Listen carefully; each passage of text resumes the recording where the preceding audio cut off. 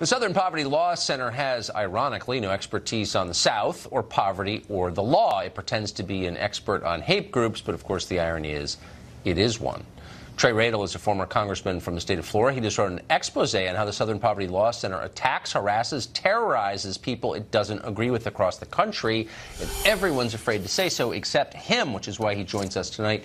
Congressman, thanks for coming on. What happened? Tell us your experience with the SPLC.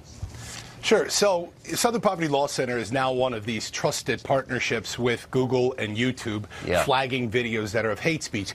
Look, in 2013, when I was in Congress, I did an interview with a blogger who interpreted my interview saying that we need checks and balances on the executive branch, as that I wanted to suddenly impeach President Obama. Well, sure enough, with the way that viral news travels, no journalist from even credible news organizations called me.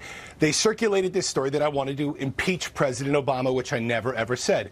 Sure enough, I never received a call from the Southern Poverty Law Center a few months later, who put me on their list of haters and extremists. Now, look, what I'm about to say, I don't say to toot my own horn, but I'm trilingual.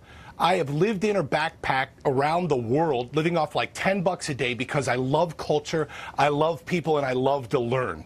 I've always done everything I can to inject myself into foreign cultures to absorb as much as I can. And, of course, I've always loved politics and foreign policy.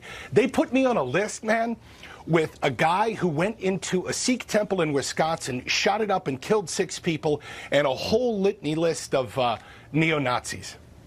And this was, I mean, not that I doubt it, but I just want to make sure I have this precisely, simply because they believed you called for Obama's impeachment, which, by the way, is a constitutional mechanism. I mean, you know, people can agree or disagree, but that's not the same as hate speech. I mean, people call for impeachment all the time.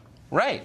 At all. And yet you're exactly right. It's a process, right? And if we remove our emotion from it, it is what it is, whether you're a Democrat or Republican.